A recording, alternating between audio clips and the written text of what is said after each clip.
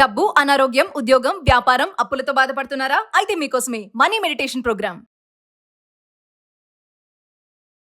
నమస్కారం. నేను రమారావి.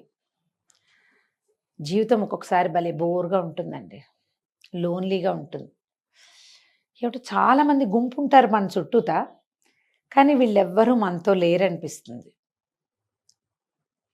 నాకు అవసరమైనప్పుడు ఎవరు నాతో ఉండట్లేదు, నాకు హెల్ప్ చేయట్లేదు, నాకు మంచి మాట చెప్పేవాళ్ళు ఎవరు లేరు, నా ఐడియాతోటి ఏకీభవించట్లేదు ఎవరు. ఇలాంటి భావాలు సాధారణంగా ఆడవాళ్ళందరికీ ఏదో ఒక స్టేజ్లో కలుగుతాయండి.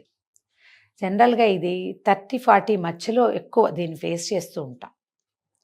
మనకేదో ఐడియాలజీ ఉంటుంది, ఇంట్లో వాళ్ళు దాన్ని సహకరించరు, ఒకళ్ళు ఏటికి లాగితే ఇంకోళ్ళు కోటికి లాగుతూ ఉంటారు. అందరూ ఉన్నా నేను లోన్లీగా ఉన్నాను, నాకు ఒంటరితనం బాధిస్తుంది అని డిప్రెస్డ్గా అయిపోయి అనారోగ్యం పాలైపోతున్న వాళ్ళ శాతం ఈ రోజున చాలా ఎక్కువగా ఉంది. అంటే మనకి సమాజం లేదా అంటే కొంచెం తక్కువే ఉన్నాం కదా మనం.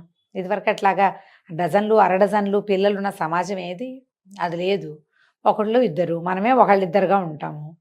మన సిబ్లింగ్స్ మనతో పాటు కాకుండా ఏదైనా వేరే చోట ఉన్నారనుకోండి, అప్పుడు ప్రాబ్లంగా ఉంటుంది. ఇలాంటప్పుడు అండి మనకే కొన్ని ఒక క్వశ్చనీర్ ఉండాలి, బేసిక్ క్వశ్చన్స్. ఇప్పుడు లోన్లీగా ఉండటానికి మనం ఒంటరిగా ఉండటానికి ఎవరైనా కారణమా, మనమే కారణమా? నెంబర్ 1. అంటే మనమే ఇతరులను మన దగ్గరికి రానివ్వట్లేదా, వాళ్ళు ఏం చెప్పినా ఒప్పుకోవట్లేదా, మనకి నచ్చినట్టుగా లేరు కాబట్టి మనమే వాళ్ళని దూరం పెట్టేస్తున్నామా అనేది ఆలోచించాలి. ఇప్పుడు చూడండి, నాకు నచ్చినప్పుడు మీరందరూ నా దగ్గర ఉండాలి, నాకు నచ్చకపోతే మీరు మాయమైపోవాలి అంటే ఎట్లా కుదురుతుంది? కుదరదు కదా. అంటే ఇందులో తప్పు మందే. ఇదొకటి మనం ఆలోచించాలి. అండ్ రెండో విషయం ఏంటంటే, వీళ్ళు నా దగ్గర నుంచి సెపరేట్ అయిపోవటానికి నేను కారణమా, వీళ్ళు కారణమా, లేదా పరిస్థితులు కారణమా, ఇది కూడా ఆలోచించాలి. నేను మరీ సెల్ఫిష్గా ఉంటున్నానా, ఇది ఆలోచించాలి. నాకేది నచ్చకపోవటానికి, అన్ని ప్రాబ్లమ్స్గా కనిపించడానికి నాకేమైనా లోపల అనారోగ్యం ఉందా, శారీరకమా, మానసికమా? ఈ ప్రశ్నలు 4టికి కనుక మనకు ఆన్సర్లు వచ్చాయంటే మనమేం పెద్ద లోన్లీగా ఫీల్ అవ్వమండి. ఇప్పుడు మన కజిన్స్ అనుకుందాం, లేదా సిస్టర్స్, బ్రదర్స్, సిబ్లింగ్స్. జనరల్గా సిబ్లింగ్ రైవలరీ ఎక్కడ స్టార్ట్ అవుతుందండి? చిన్నప్పటి నుంచే మొదలవుతుంది మనకి. అన్నయ్యని బాగా చదివించారు, నన్ను చదివించలేదు, అన్నయ్య బర్త్డేలు బాగా చేశారు, నన్ను బాగా చేయలేదు, వాడికి మంచి అవకాశాలు వచ్చినాయి, నాకు రాలేదు, లేదా అక్కకి నచ్చిన పెళ్లి చేశారు, లేదా అక్కయ్యే అనుకుంటుంది నాకేమో అరేంజ్డ్ మ్యారేజ్, చెల్లిదేమో దాని ఇష్టారాజ్యంగా దాన్ని లవ్ మ్యారేజ్ చేశారు, దాని మన్మాని నడుస్తుంది, అమ్మకో నాన్నకో అదంటే ఇష్టం, లేదా వాడంటే ఇష్టం. ఇలాంటి భావాలు ప్రతి ఇంట్లో 2 లేదా 3 పిల్లలు ఉన్న ప్రతి ఇంట్లోనూ ఉంటాయండి.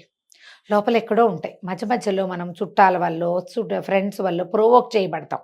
పక్కన క్లోజ్ సర్కిల్స్లో నీకైతే చేయలేదు, మీ అక్కయ్యకైతే చేశారు మీ ఫాదర్ వాళ్ళు, లేదా మీ చెల్లిని బాగా చూశారు, ఇలాంటివి.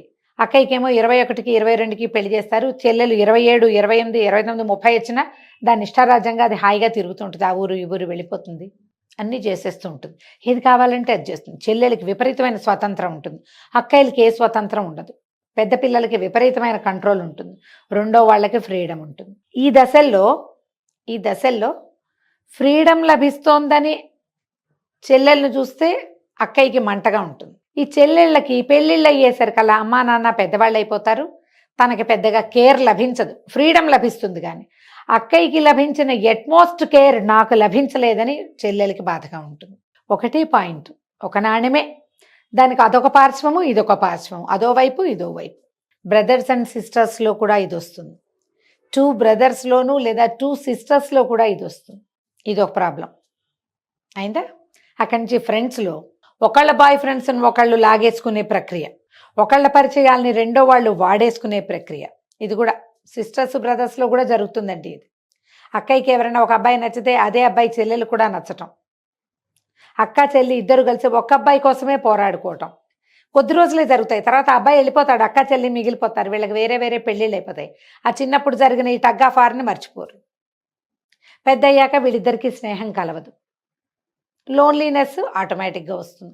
మనకు ఉన్నదే 2, అందులో మన ఇద్దరం కొట్టుకు చచ్చి ఒంటరిగా ఉండిపోతే ఇప్పుడు ఇందులో ఎవరిది తప్పని మనం అనగలుగుతామండి కదా. ఇలాంటివే కాకుండా అనేక రకాల పిచ్చి చిన్న సింపుల్ సిల్లీ థింగ్స్ తోటి కూడా మనం వ్యక్తుల నుంచి సెపరేట్ అయిపోతాం. క్లోజ్ సర్కిల్స్లో లోన్లీగా మిగిలిపోతాం. అసంబద్ధమైన ఆలోచనల వల్ల మనం ఇతరులకి దూరం అవుతూ ఉంటాం.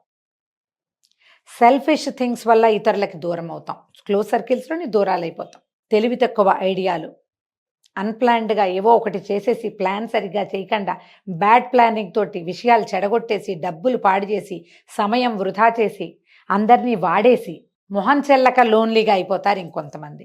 ఇవన్నీ కారణాలే. ఇవేవీ కాకుండా శారీరకమైన అనారోగ్యాలతోటి బ్రెయిన్లో రకరకాల ఈక్వేషన్స్ కూడా కెమికల్స్ ఉంటాయట, అవేవో కొన్ని తక్కువైతే కూడా లోన్లీనెస్ బాధిస్తుంది. ఇవి ఇర్రిపేరబుల్గా అయిపోయిన వ్యవహారాల్ని మనం ఏం చేయలేమండి. కానీ కొన్ని రిపేరబుల్ థింగ్స్ ఉంటాయి. అందులో ప్రధానమైనది మానసిక సమస్యలు.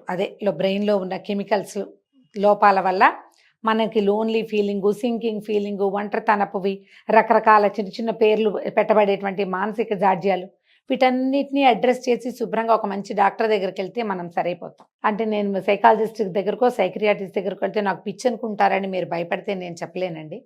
అలాంటివి ఏం లేవు. ఈ కాలం అందరూ సైక్రియాటిస్ట్ని సైకాలజిస్ట్ని కన్సల్ట్ చేస్తున్నారు. మీరు ఒక మంచి హోమియో డాక్టర్ని చూసినా మీకు వచ్చిన చిన్న చిన్న మానసికమైన అనారోగ్యాల్ని హ్యాపీగా అడ్రస్ చేయొచ్చు, చక్కగా తగ్గించుకోవచ్చు. అనతి కాలంలో చాలా చిన్న టైంలోనే మీరు చిన్న చిన్న సమస్యలు ఇప్పుడే మొదలైతే కనుక వాటిలో నుంచి బయటపడిపోవచ్చు. నెంబర్ 1. అండ్ నెంబర్ 2, సిబ్లింగ్స్ తోటి మీకు ఏదైనా సమస్యలు ఉంటే వాటిని సార్ట్ అవుట్ చేసుకోండి. అక్కయ్యలతోటో, అన్నయ్యలతోటో, తమ్ముడితోటో, చెల్లెలతోటో ఏదైనా ఇబ్బంది, వాట్ ఈజ్ వాట్ అని ఒకసారి మాట్లాడుకోండి. ఈ మాటలతోటి తెమలదు. అయినా సరే మళ్ళీ మొదలు పెట్టండి. నువ్వు లేనిదే నేను ఉండలేను, మన ఇద్దరం ఒకే చెట్టుకు పూసిన 2 పువ్వులు, మన ఇద్దరం కలిసి ఉందాం. ఒక రెమ్మకున్న 2 ఆకులు, నువ్వు ఒకటి నేను ఒకటి, మన ఇద్దరం కలిసి ఉండాలి. పాతవన్నీ వదిలేద్దాం, లెట్ గో చేద్దాం అని ఈ లెట్ గో చేసి అక్కయ్యనో చెల్లెలనో కలిపేసుకోండి. పాతవి మనం మాట్లాడుకోవద్దు, తవ్వుకోవద్దు. హాయిగా ఉందాం, కలిసి ఉందామని హాయిగా కలిసి ఉండండి. సిబ్లింగ్స్ తోటి సరి చేసుకోండి. అక్కడి నుంచి కజిన్స్, క్లోజ్ ఫ్రెండ్స్ జనరల్గా సమానంగానే ఉంటారు. ఈ ఫ్రెండ్స్ తోటి కూడా ఏదైనా బిగ్గర్ ఇష్యూ అంటే మధ్యలో 3వ మనిషి ఉండి ఒక మనిషి కోసమే మీ ఇద్దరు చెరో పక్కన లాగితే నేను చెప్పలేను. కానీ ఏదైనా ఇష్యూస్ వల్ల మీకు మధ్య ప్రాబ్లం వస్తే ఒకసారి మాట్లాడుకుని సార్ట్ అవుట్ చేసుకోండి. దీనికోసం ఇంకొకరి సహాయం కూడా మీరు తీసుకోవచ్చు. అప్పుడు మీరు ఈ లోన్లీనెస్ని, ఈ సింకింగ్ ఫీలింగ్ని, ఈ ఒంటరితనపు భావాలు, నాకెవరు లేరు, నన్నందరూ వదిలేశారు లాంటి భావాల నుంచి బయటకు వచ్చేస్తారు. ఇవి స్టార్టింగ్లో జస్ట్ చిన్నవిగా కనపడతాయండి. ముందుకెళ్లే కొందికి అవి మీకు పెద్ద అనారోగ్యాల కింద పరిణమించవచ్చు. సమాధానం లేని జబ్బులుగా మారచ్చు. శారీరక మానసిక అనారోగ్యాలుగా కూడా పరిణమించవచ్చు. చాలా రకాల క్యాన్సర్లకి స్ట్రెస్ ఒక కారణమని ఇవాళ రేపు చదువుతున్నామండి. చాలామంది పెద్ద పెద్ద డాక్టర్లు రాసేటప్పుడు స్ట్రెస్ రిలేటెడ్ ఇష్యూస్ అని రాస్తున్నారు. ఈ స్ట్రెస్లో ప్రధానమైంది లోన్లీనెస్, లోపలిది చెప్పుకోలేకపోవటము, చెప్పుకునేందుకు మనుషులు లేకపోవటము, ఉన్నవాళ్ళని మనమే చెడగొట్టుకోవటము. ఎందుకు చేయాలి?